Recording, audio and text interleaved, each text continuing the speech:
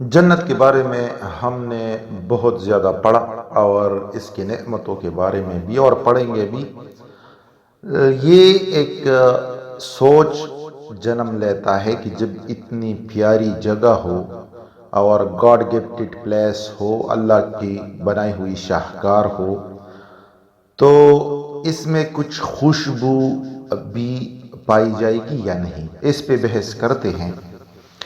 حضرت ابو بکر رضی اللہ تعالیٰ عنہ فرماتے ہیں کہ میں نے جناب رسول اللہ صلی اللہ علیہ وسلم سے سنا، آپ نے فرمایا جنت کی خوشبو 100 سال کے فاصلے سے پائی جائے گی، اور ایک اور روایت میں ہے کہ 40 سال کے فاصلے تک محسوس ہوگی جنت کی خوشبو۔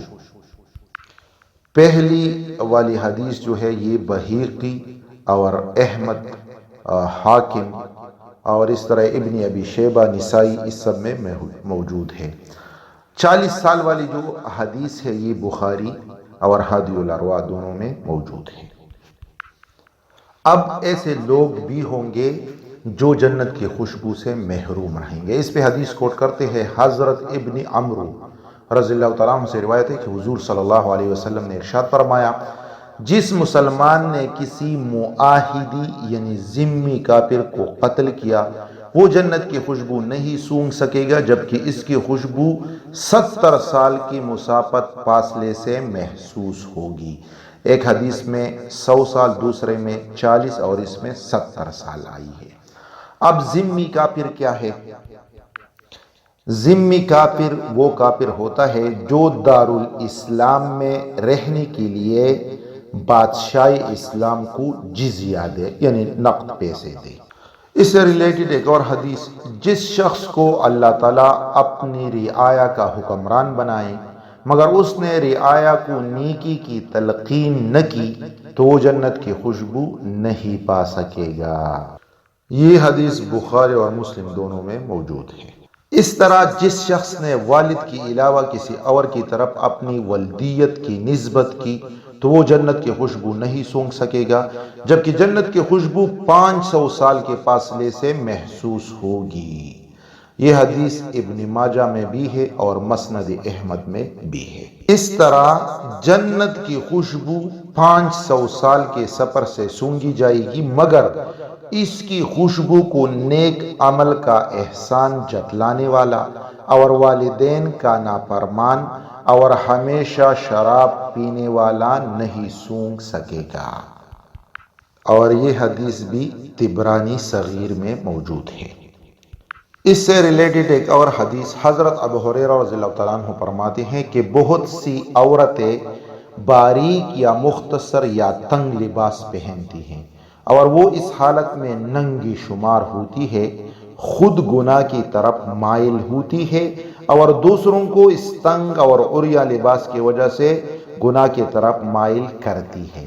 یہ جنت میں داخل نہیں ہوں گی اور نہ اس کی خوشبو پا سکیں گی جبکہ اس کی خوشبو 500 سال کی مسافت سے پائی جائے گی۔ یہ حدیث مسلم کی حدیث ہے۔ اس طرح ایک اور حدیث، جنت کی خوشبو 1000 سال کے فاصلے سے بھی سونگھی جا سکے گی۔ اللہ کی قسم، اس کو والدین کا نافرمان اور قطع رحمی کرنے والا یعنی تعلق توڑنے والا اور بوڑھا بدکار جو زنا کرتا ہے اور وہ شخص جو تکبر کے وجہ سے اپنی چادر اور شلوار کو زمین پر گھسیٹتا ہوگا نہیں سونگھ سکے گا۔